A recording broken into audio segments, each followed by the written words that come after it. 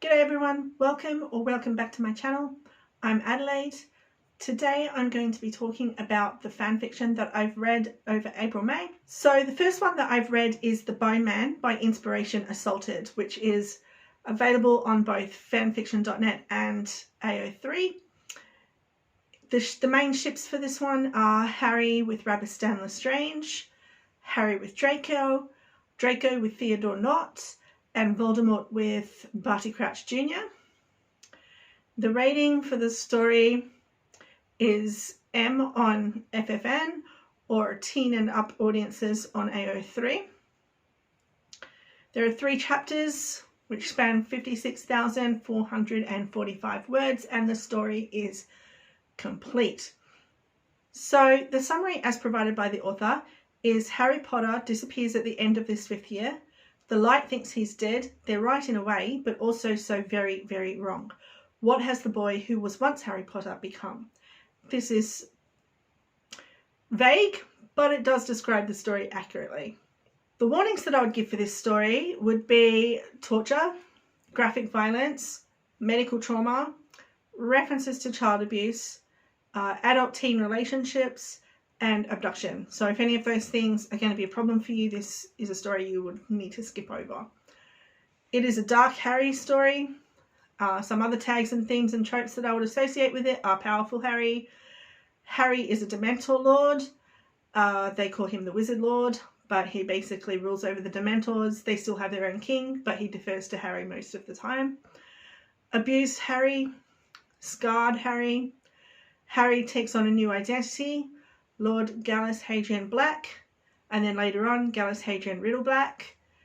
Harry is adopted by Voldemort and Bellatrix Lestrange, which is when he takes on the Riddle Black name.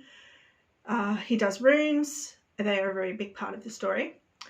There is Dumbledore, Weasley and Hermione bashing, and good Death Eaters. So if any of those are going to be a problem for you, skip this one. So there's no smut in this story that I can recall. This was before I started writing down where I came across, which chapters I came across that in though, so keep that in mind, but I don't think there is any in there.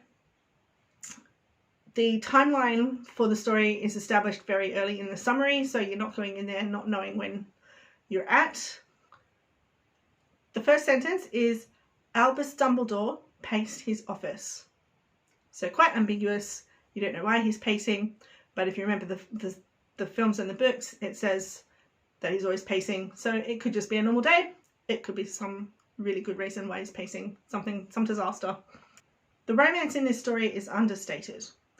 The relationship between Harry and RobSt is not fleshed out very much. It's more implied than obvious. The story is a good length. It's not too long. It's not too short. You're not left dissatisfied.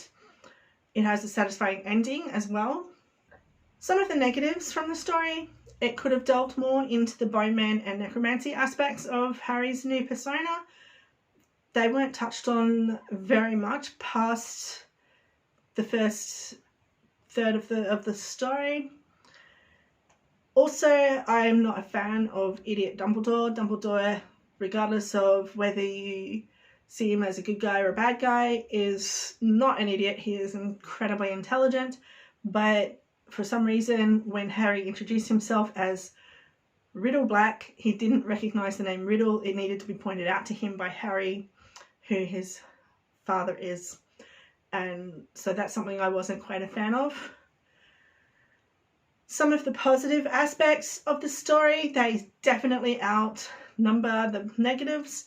So, well, first of all, I absolutely love a powerful, dark, sarcastic, vicious Harry, and that's what we get in this story. He doesn't lose any of his sass. In fact, it takes on a more vicious slant. The climax is tense and it's exciting, and then it's followed by a sweet, peaceful epilogue. Harry's evolution into the Bone Man is done logically and it's well written. It's completely believable. Harry is dark and mildly insane, but entirely likable. I love how Harry is all mysterious and enigmatic at the beginning when he's negotiating with the Death Eaters and Voldemort. I love how the twins follow Harry to the dark side. I haven't come across very many stories where they don't follow Harry, but the few that I have come across, I'm not a fan. I prefer the twins to always be on Harry's side. Harry's interactions with Dumbledore and the Order are hilarious, so that adds a bit of lightheartedness to the story. And I also enjoyed the Samhain celebration, which was quite interesting. And I won't go into it because spoilers, but definitely pay attention to that part of the story if you read this. There was one quote in the story that I really, really liked when Harry is toasting someone who's just announced they're with child. A toast to his joy and a moment of silence for the last of his sanity and sleep. And I thought that was really funny. And I think that's something that would be awesome to have to use as a real life toast in that situation. So overall, I thought it was a really great story. I absolutely loved it. I gave it 8 out of 10. I love the story. I won't reread it often, but I will definitely reread it. So I'm going to be keeping it on my Kindle for the future reference. So the next story I read during April-May is On Whom the Pale Moon Gleams by sifshadowheart. And I won't go in depth in this one because I have an entire video on that, which I will link somewhere. The length of this one was 16 chapters or 100,970 words. It is complete and it's available on AO3. Involves death in childbirth, so skip over it if that's not your thing. It's a Harry Potter Walking Dead crossover and involves dimension travel, and the main pairing is Harry with both Dixon brothers and Wolfstar. Also, it has Dumbledore, Ron and Hermione bashing at the beginning, but most of it takes part in the Walking Dead universe, so you don't have to worry about that past the first chapter or two. And I gave that one an 8 out of 10. I loved the story. I won't reread it often, but I will probably reread it, so it's being kept on my Kindle to be reread. So the next story that I read in April-May is Once More with Feeling by NamelessGrunt. It is a complete story. It's a one-shot with 22,129 words, and it's available on FFN. The main ship is Harmony. There are no warnings for this one that I can think about, except unless you need a warning for grief, that will definitely be an issue at the end. The summary, as provided by the author, is there was something strange about Harry when she saw him in Diagon Alley that day at the cusp of their 3rd year. He was different, knew things he shouldn't, and secrets swam in those emerald eyes.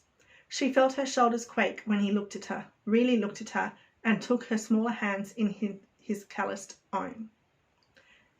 As you would have heard in that, the timeline is established right away in the summary, 3rd year. So we're not left wondering where we're at. It's one of my pet peeves is when stories do not tell you and you don't manage to figure it out for several chapters which part of the story you're in, which part of Harry's timeline, how old he is, what events he's going to be dealing with. So the tags, themes and tropes I would associate this with this story are time travel. It is a time travel story, fluff and hurt comfort. The rating that was given on fanfiction.net is a T.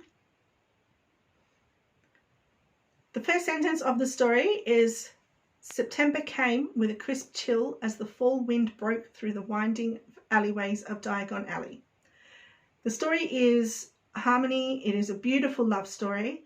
It is an emotional roller coaster, so you're going to want to have your tissues handy. There was only one negative that I could think of, and that is that it ended a little abruptly, but that is possibly a deliberate decision to highlight how sudden and final it would have felt to Hermione. That's about as much as I can say without giving out any spoilers. Some good points about this story are that the tension was written well, it was believable.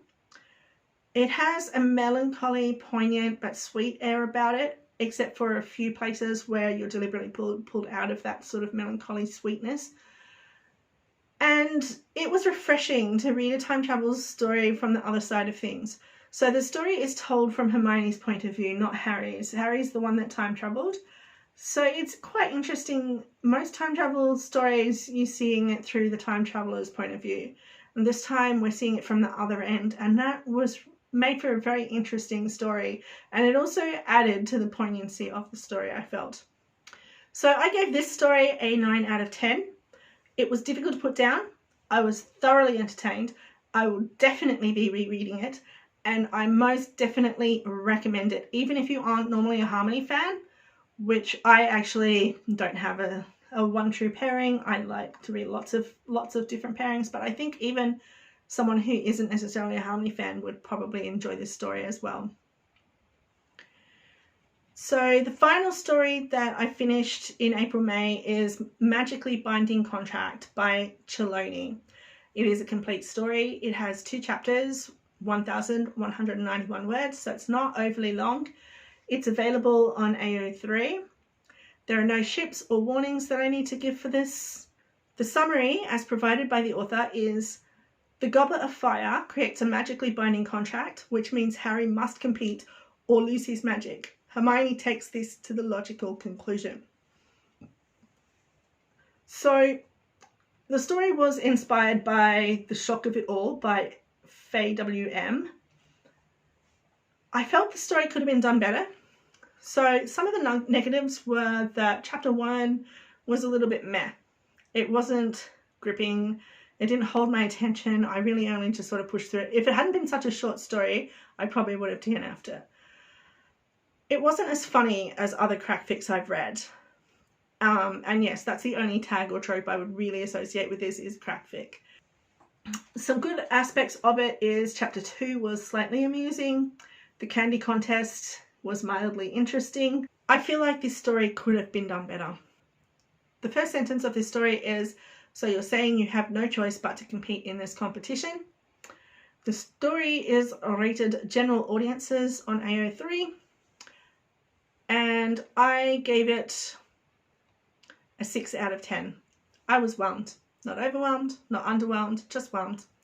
I doubt I'll reread it. You might like it if you're a fan of crackfics, but I probably wouldn't recommend it to anybody else. That's all the stories that I finished reading in the April-May period. There are some stories that I started reading in that period that I am still reading. I won't go into opinions on that because I'm not finished any of them, but the first story that I am still reading is Harry Crow by RobSt. I have read this one before. I'm currently rereading it. The summary as provided by the author is what will happen when a goblin-raised Harry arrives at Hogwarts. A Harry who has received training, already knows the prophecy and has no scar, with the backing of the Goblin Nation and Hogwarts herself. It's a complete Harmony story. There are 106 chapters and it's rated T. The next story that I'm still reading is Secrets by Vorabiza, also known as Biza. I hope I'm pronouncing that correctly. I've only ever seen it written. The summary, as provided by the author, is beginning with Draco's unexpected arrival at the Dursleys. Harry's summer after 6th year becomes filled with activity and many secrets. As his summer progresses, Harry generates several unexpected allies as he finds himself actively becoming the leader of the light side. It is a complete Drarry story. There are 62 chapters. It is rated explicit for a reason. I have read this one before as well and liked it. I'm now reading it so I can talk about it with you guys. The next one is The Sum of Their Parts by holdmybeer. The summary as provided by the author is for Teddy Lupin, Harry Potter would become a Dark Lord. For Teddy Lupin, Harry Potter would take down the Ministry or die trying. He should have known that Hermione and Ron wouldn't let him do it alone. It's a complete story with 11 chapters. It's rated mature. And the final story that I started in this period but haven't yet finished is Oh God, Not Again by Sarah 1281. So maybe everything didn't work out perfectly for Harry. Still, most of his friends survived. He'd gotten married and was about to become a father. If only he'd have stayed away from the Vale, he wouldn't have had to go back and do everything again. It's a complete story with 50 chapters. It's rated K+. I'm enjoying it so far, and I will talk about that in my wrap-up video for May-June.